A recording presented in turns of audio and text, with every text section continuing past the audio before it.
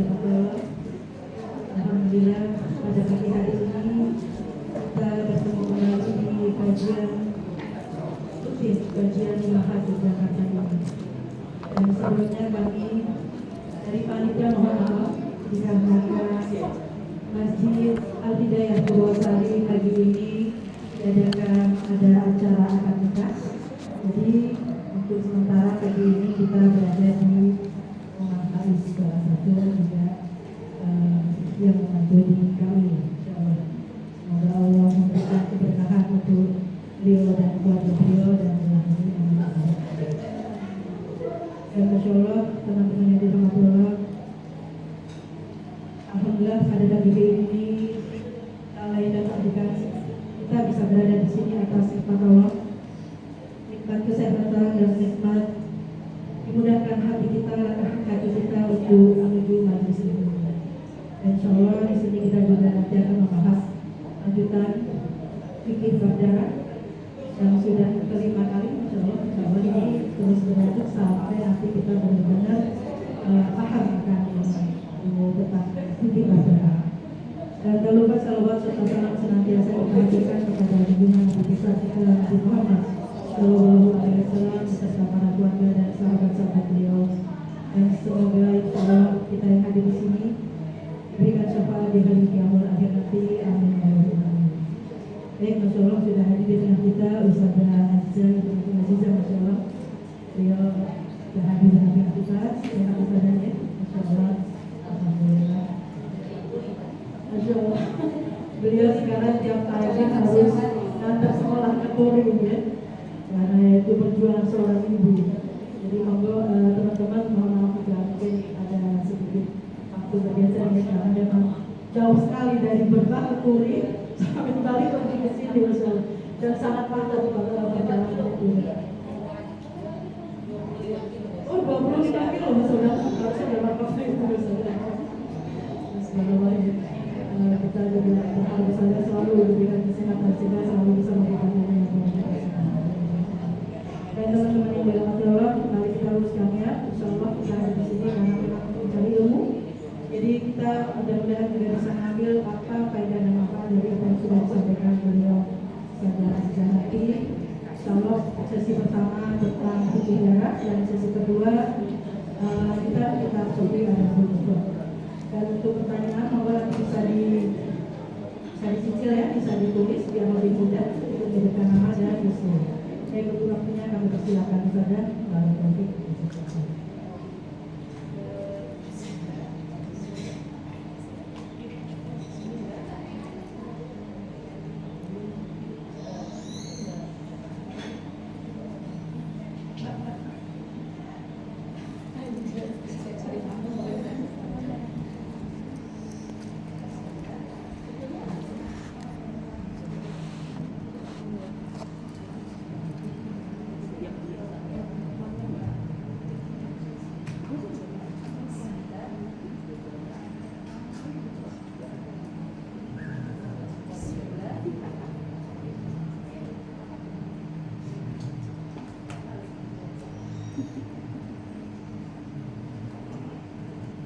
Bismillah.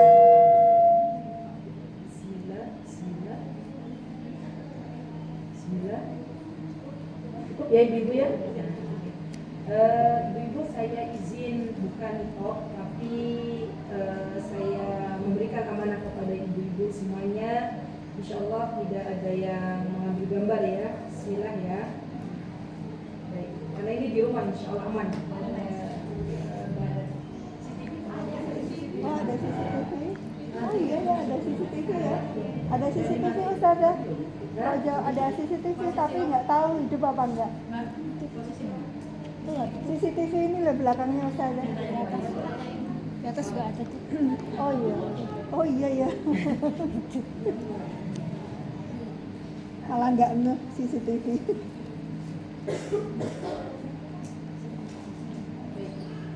Kita bukan aja dulu ya. Sembari menunggu. Bismillahirrahmanirrahim. Assalamualaikum warahmatullahi wabarakatuh. Waalaikumsalam warahmatullahi wabarakatuh.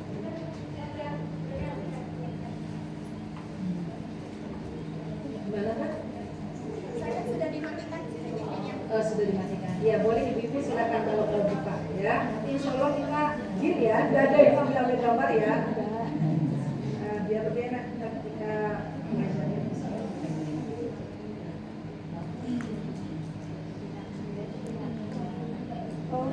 Baik. Bismillahirrahmanirrahim. Assalamualaikum warahmatullahi wabarakatuh. Alhamdulillahilladzi hadana lihada wa ma kunna linahtadiya laula an hadana Allah. Nashhadu an la ilaha illallah wahdahu la syarika lah wa nashhadu anna Muhammadan abduhu wa rasuluh sallallahu alaihi wa ala alihi wa ashabihi wa man tabi'ahum bi ihsanin ila yaumiddin. Allahumma inna nas'aluka ilman nafi'an wa rizqan tayyiban wa amalan mutaqabbalan. Allahumma ya mu'allima Adam 'allimna wa ya mufahhima Sulaiman fahhimna. Allahumma inna na'udzu bika min 'ilmin la yanfa' wa min qalbin la yakhsha' wa min du'a'in la yusma' wa min nafsin la tashba' wa na'udzu bika min ha'ula'il arba'. Rabbana taqabbal minna innaka antas samiul 'alim wa tub 'alaina innaka antat tawwabur rahim.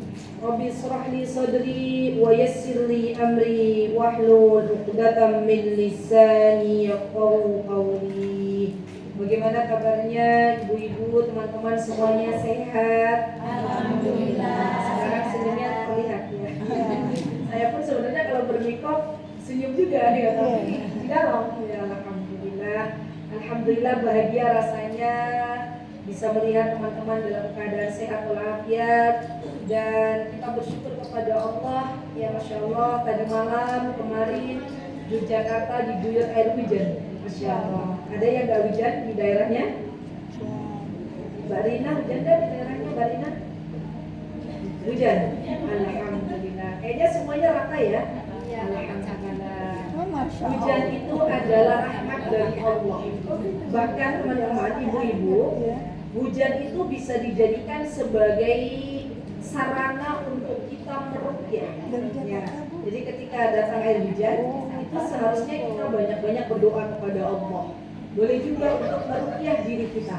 Dan subhanallah teman-teman, ketika Allah Subhanahu wa taala menurunkan hujan ke muka bumi ini, maka ada banyak manfaat yang bisa kita dapatkan dari air hujan. Semoga Allah Subhanahu wa taala senantiasa menjadikan kita semuanya hamba-hambanya yang bersyukur. Semoga Allah Subhanahu wa taala mengampuni segala kelalaian kita, dan semoga Allah Subhanahu wa taala memberikan kepada kita pemahaman untuk memahami ilmu fikih darah wanita. Ya, karena memang kalau bukan karena taufik dari Allah, maka kita tidak akan dipahamkan oleh Allah. Imam Ahmad rahimahullah ta'ala belajar tentang fikih darah wanita 9 tahun ibu-ibu. Ya, jadi kalau kita mau belajar, maka kita berdoa dulu kepada Allah, luruskan niat kita untuk apa kita belajar. Apalagi pada pembahasan hari ini ada sedikit tantangan ya, tapi tidak apa-apa. Ya, it's okay. Kita akan membahas insya Allah tentang larangan-larangan wanita haid ya. Di antaranya adalah jima dan talak. Dan yang sedikit untuk kita lebih banyak berpikir adalah tentang talak ini, karena nanti ada banyak macamnya. Jadi mudah-mudahan nanti Allah Azza wa Jalla berikan kepahaman untuk kita semuanya. Baik, salawat beriring salam semoga tetap Allah curahkan, Allah limpahkan kepada baginda Rasulullah sallallahu alaihi wasallam, dan juga kepada keluarga besar beliau, kepada para sahabat ridwanullahi alaihim.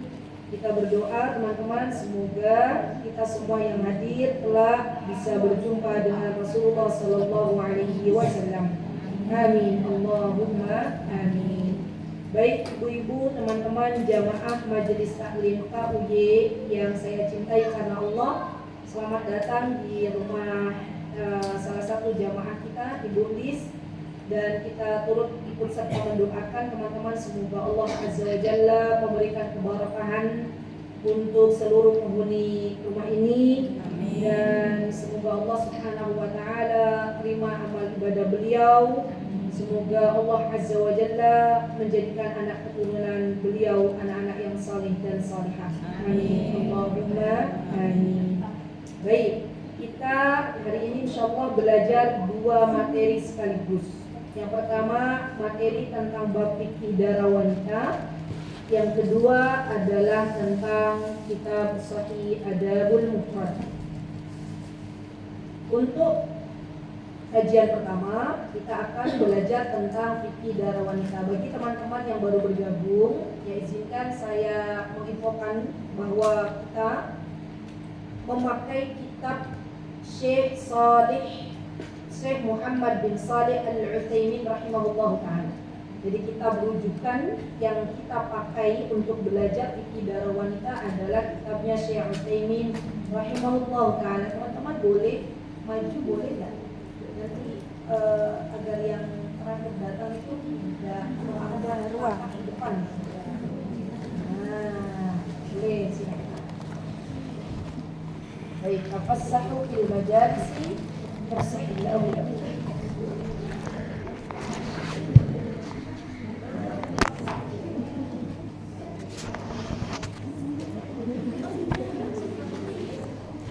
Bulis mana tadi ya?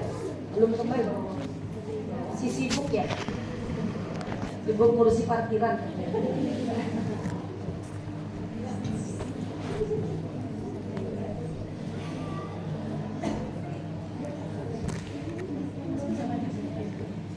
Oke, terima kasih.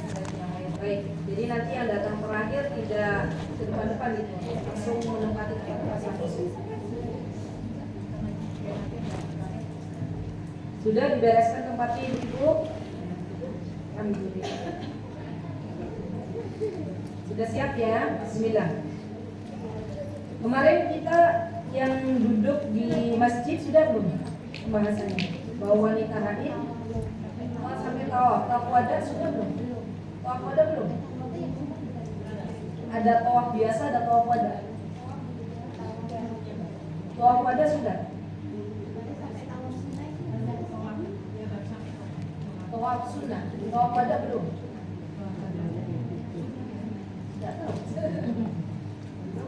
Belum, oke.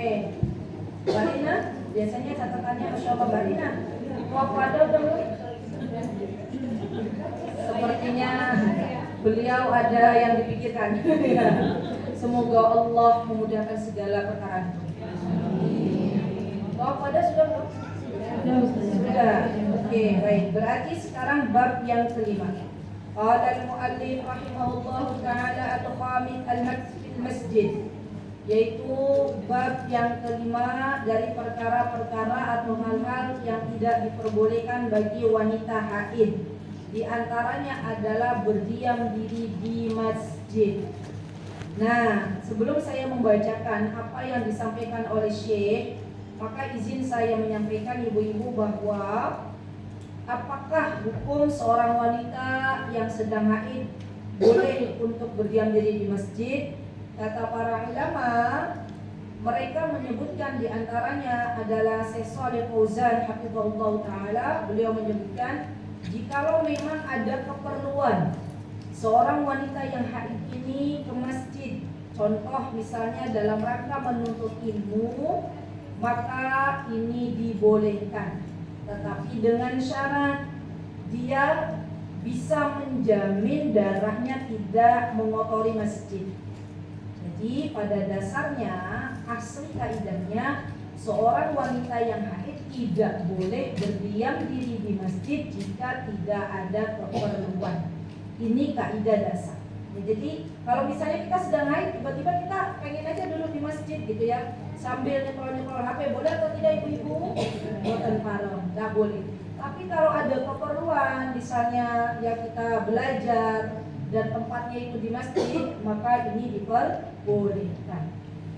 Syekh Utsaimin mengatakan fayahrumu 'alal haid an tamkus fil masjid. Ya, fayahrum itu artinya adanya larangan, diharamkan bagi seorang wanita al-haid yang mendapatkan haid untuk tinggal berdiam diri di masjid.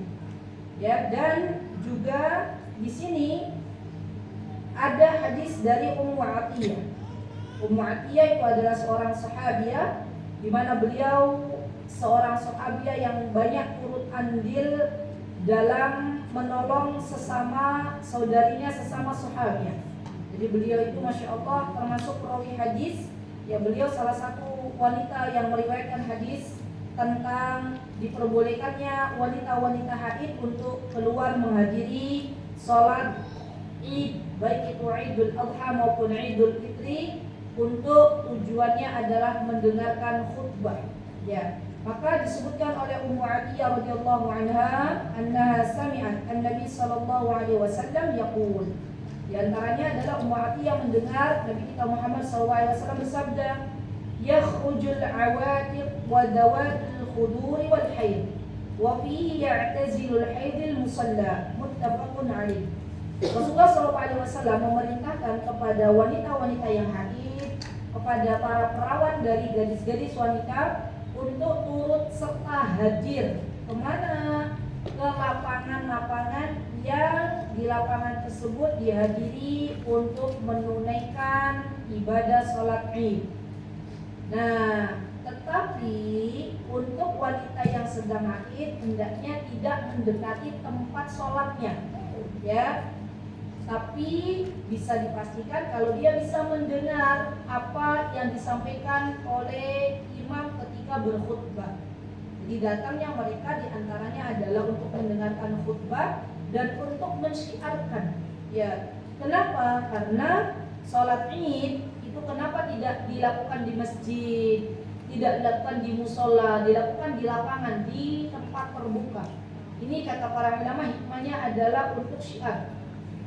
Ya, kalau di masjid berarti yang mengetahui bahwa di situ ada sholat kan kaum muslimin. Tapi kalau di lapangan semua orang yang lewat bisa lihat, oh ada sholat Id. Jadi ingat ibu-ibu, kalau dalam bahasa Arab disebutkan musola itu artinya adalah lapangan, bukan musola sebagaimana apa yang ada di Indonesia. Nah, di Indonesia itu kan musola kan masjid kecil, ya. Tapi kalau dalam bahasa Arab musola itu artinya lapangan atau tanah terbuka. Nah, disunahkannya sholat Id di dalam agama Islam oleh baginda Rasulullah SAW adalah di lapangan terbuka. Jadi kalau sholat Id ya sebaiknya di lapangan terbuka. Baik. Kemudian yang selanjutnya adalah as-sadis. Poin yang keenam, di antaranya wanita yang sedang haid dilarang untuk melakukan hubungan suami istri, atau dalam bahasa Arab disebut dengan al-jima'. Fa yahrumu 'ala zawjiha an yujami'uha wa yahrumu 'alayha tamkinuhu min dhalik. Tidak diperbolehkan bagi seorang wanita yang haid untuk melakukan hubungan suami istri dengan suaminya. Tolong dicatat baik-baik. Ustazah, bagaimana kalau seandainya ada seorang suami memerintahkan kepada istrinya yang sedang haid untuk melayaninya, melakukan hubungan suami istri. Artinya melakukan hubungan suami istri itu berarti jima. Ya, jima itu berarti berbeda dengan hanya mencumbui. Ingat ya ibu-ibu ya, maksudnya paham? Ya. Maka dalam konteks ini istri tidak perlu mentaati suaminya. Kenapa? Karena tidak ada ketaatan kepada makhluk dalam bermaksiat kepada Khaliq. Jadi saya nggak berdosa Ustazah? Nggak berdosa. Karena nggak ada ketaatan. Karena Allah Azza wa Jalla dan Rasulnya melarang untuk wanita-wanita haid yang melayani suaminya melakukan hubungan suami istri. Ya. Dan nanti ada pengecualian. Bolehnya seperti apa melayani suami ketika wanita itu haid? Maka dijelaskan di dalam hadis Nabi kita Muhammad SAW, ya isna'u kulla syai'in illa nikah. Diperbolehkannya seorang istri melayani suaminya kecuali an-nikah. Apa yang dimaksud an-nikah dalam hadis ini? Apakah yang dimaksud an-nikah dalam hadis ini mengadakan akad baru atau seperti apa? Yang dimaksud an-nikah dalam hadis isna'u kulla syai'in illa nikah, yakni artinya adalah kemaluan suami bertemu dengan kemaluan istri. Ini namanya nikah. Ya. Jadi yang dimaksud nikah di sini bukan akad baru, bukan nikah, itu bukan. Tetapi adalah bertemunya kemaluan laki-laki dengan kemaluan wanita, ya, atau bertemunya kemaluan suami dengan kemaluan istri. Baik. Maka atau dalam bahasa Arab juga disebut jima. Maka selain ini boleh seorang istri melayani suami. Ya. Wali'anna al-muslimin ajma'u ala tahrimul wati'ul haid fi farjiha. Dan jumhurul ulama juga mengharamkan adanya larangan seorang wanita melakukan hubungan jima dengan suaminya. Jadi dalilnya ada 3 ini. Yang pertama ada di dalam surah Al-Baqarah. Catat atau ditulis boleh. Dalam surah Al-Baqarah ayat 222 Allah Subhanahu wa taala berfirman, a'udzubillahi minasyaitonir rajim, wa yas'alunaka 'anil mahid qul huwa adan fa'tazilun nisaa fil mahid wa la taqrabuhunna hatta yatahurna.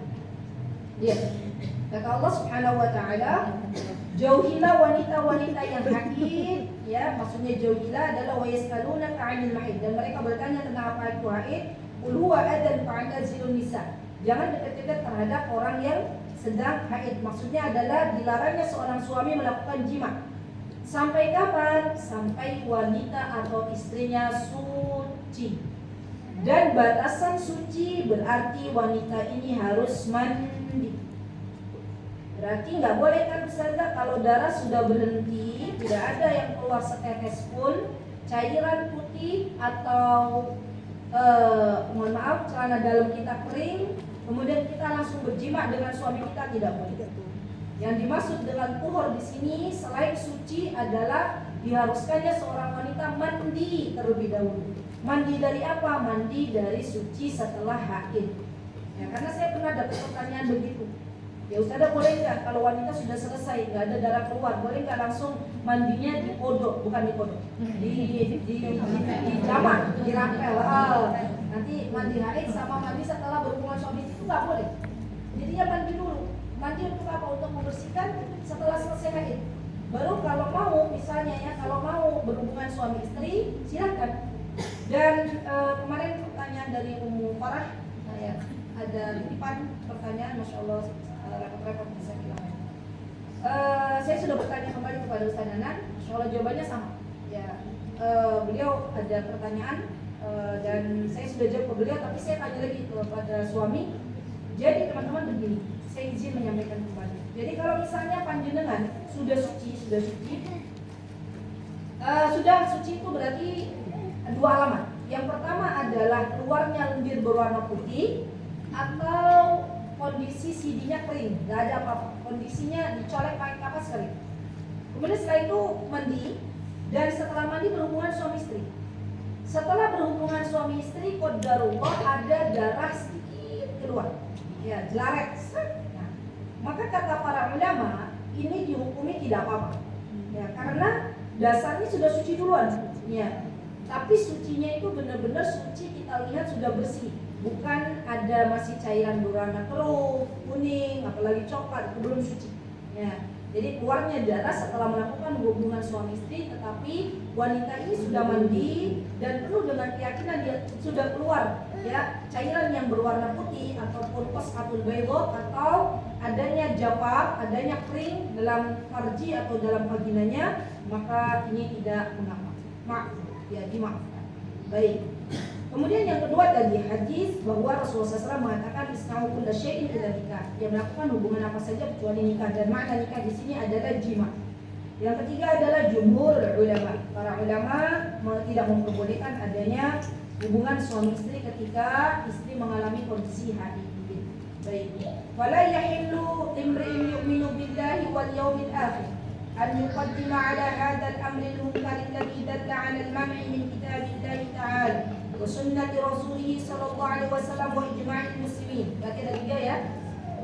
Dalilnya berarti kan kita itu kan disebut sebagai wanita yang bertakwa manakala kita menjauhi apa-apa yang dilarang oleh Allah dengan ilmu.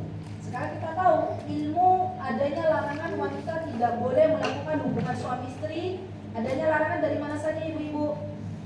Dari Al-Quran, dari hadis, dan dari ijma' muslimin. Ya, dari para ulama yang sudah berijma'.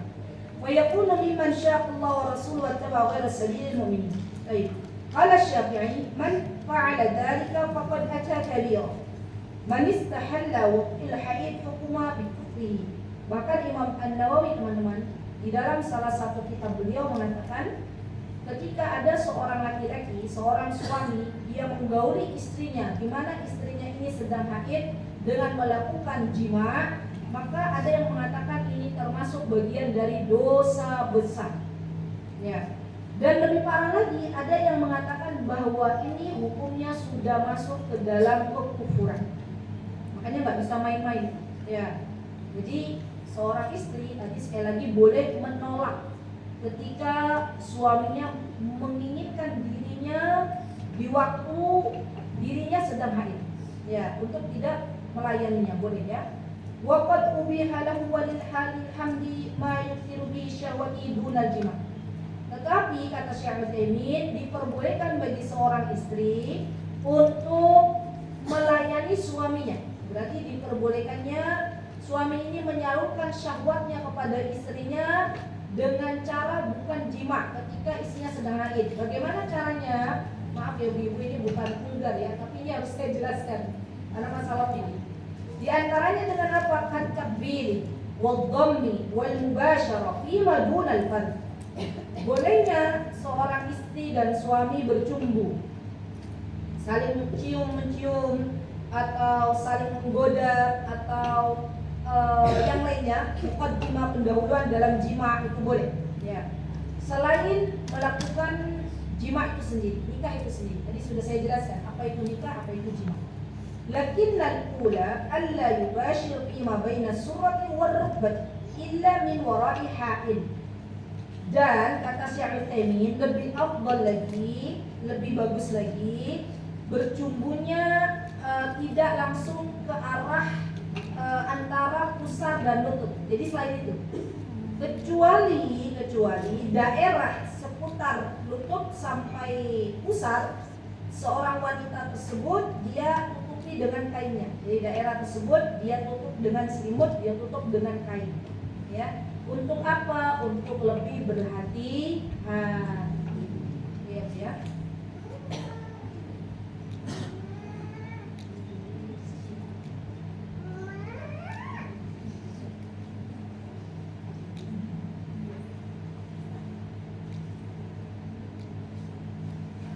Ibu-ibu ya, biar teman-teman kita yang online bisa.